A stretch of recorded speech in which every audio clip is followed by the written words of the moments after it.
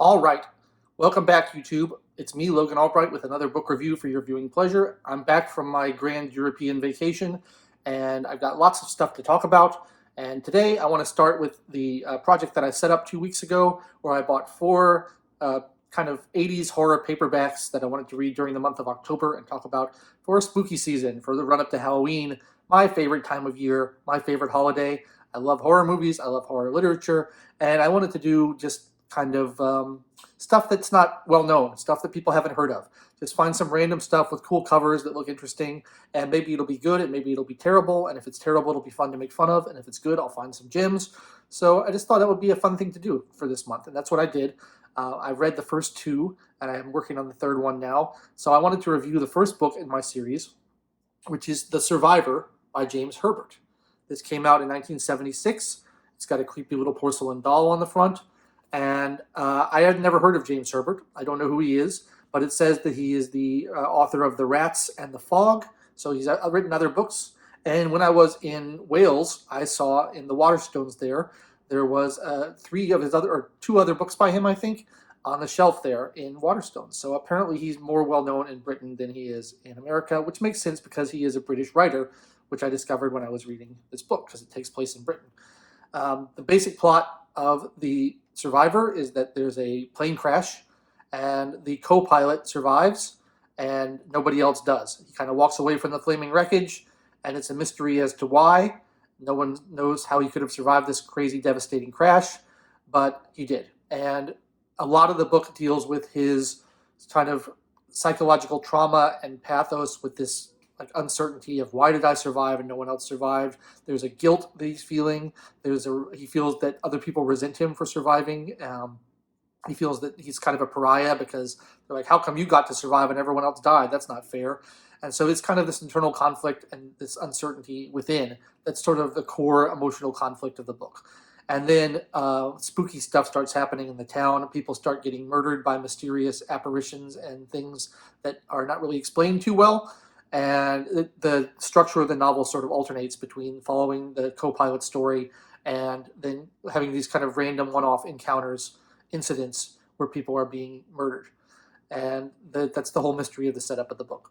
The second type of chapter, where it's just random incidents of violence or scary stuff, that kind of adds to the frighteningness of the book. Like, that's something that I've sort of struggled with in my attempts to write horror, is to make it scary all the way through. Because you have a lot of build-up and then it's scary at the end, but you want it to be scary all the way through. So cutting back and forth between different things is one way of doing that. On the other hand, I felt that it was a little bit overdone and started to feel a little bit like padding after like 6 or 7 chapters of that. The book is very thin. It's a little under 200 pages, and it felt like he didn't have enough to say, really. And so he just kept writing, incidents of murders, spooky killings and deaths happening around the town as a way of filling out the page count, because otherwise the book would be very short indeed.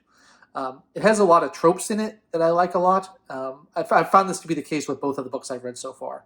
It's like the authors are kind of compiling horror tropes that they like and just kind of smashing them together, which is not the most artful way of writing a book, but it does give me a lot of things that I like, and it does lend a lot of atmosphere. So one of the passengers on the plane was this mysterious, creepy occultist who's kind of he's a fictional occultist, but he's referenced as like a contemporary of Aleister Crowley's, or not a contemporary, but like someone in the same vein as Aleister Crowley. And this book does the same thing that all books do, which drives me crazy, is it misrepresents Crowley as a Satanist, which he was not at all. Of course, he wasn't a Satanist, but people think he was. And I know that everyone in the comments yells at me for saying Crowley instead of Crowley, but that's how I say it, and I'm not going to change now, so deal with it. So I like that. I love occultism. I love the occultist angle. I think that's really cool. There's an alcoholic medium, like a clairvoyant, who can talk to spirits. He's a really good character. He's a lot of fun to have around because he's, kind of like been overwhelmed by his power. He used to try to contact spirits for people, and then it got too much for him, and he drove him to drink, and now he's sort of messed up, but he's trying to warn the co-pilot of what's going on. That's really cool. There's the obligatory, like, priest trying to combat evil and trying to figure out what's going on with crosses and holy water and stuff like that. There's, of course, the creepy doll and the creepy little girl from the cover. that comes up a lot. So like these are just horror tropes that are kind of smashed together to make this book what it is. It's not an amazing novel, but it was a lot better than I expected it to be, actually. I quite enjoyed reading it, and I was a little disappointed that it wasn't worse because I like to make fun of bad things, and I was hoping that I'd be able to make fun of this terrible novel and how awful it is, but it isn't awful. It's not amazing, but it was a good read for a 200-page, read it on a plane or something for just light entertainment. Pretty good.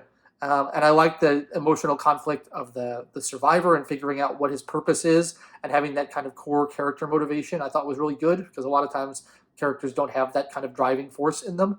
And it's nice to have something that, really keeps the plot moving and keeps the character feeling real and feeling conflicted, happy to be alive, but feeling guilty about having survived when everyone else didn't. And then there's the added mystery of what caused the plane crash, and that kind of gets resolved towards the end. And I think it's got good characters. Oh, there's also, in addition to this surviving being a source of guilt, the co-pilot was having an affair with his pilot's wife. And so that's something, she wasn't on the plane, but the pilot was on the plane and died with everyone else. So that's another source of conflict and of guilt and of emotion for the main character. So I really like that characterization. I thought those motivations were very clear and realistic, and it shows kind of an emotional complexity that you don't often see in this kind of work. So I really like that. Like I said, short, kind of padded, doesn't get too deep, but a good little horror read. So that's really all I have to say about The Survivor. I don't think I'll pick up any other James Herbert books anytime soon, but I learned something about this author, and I learned about this book. So that's pretty cool. I'll be back next week with the next book in the series called The Unholy Smile, which I thought was, I have a lot to say about that one. It's a very interesting book. And then I'll, do the rest before the end of October. I got 2 more after that. I got to get reading. So let me know in the comments if this is a book that you've heard of, if this is an author that you've heard of. Maybe let me know if you are, based in the UK. Maybe you'd be more likely to hear from him, or if you're American, whatever. I'd like to know that. I'd like to know if anyone has read this book, what they thought of it, or other works by the author. Oh yeah, there's one other thing I wanted to mention. In this paperback, which I think came out, I think this paperback was released in the 80s. I forget the exact year. There's an ad for menthol cigarettes in the middle of the book, which I thought was hilarious. You don't see ads for cigarettes in paperback books anymore. And so that's one of the benefits of going to used bookstores and buying old books that you can't get anymore, is you find stuff that has just vanished from like popular culture. You occasionally find things that you just don't see anymore. And one of the things you don't see anymore is print ads for menthol cigarettes in the middle of your horror paperback. And I thought that was hilarious and really fun. So anyway, that's what I thought of The Survivor. I hope you enjoyed this review, and if you did, please like the video, leave a comment, subscribe to the channel, click the bell for notifications, do all the stuff you're supposed to do. You know what you're supposed to do by now. It's not that complicated. And I'll be back next week with another book review for you. Thanks so much for watching. I'll catch you later.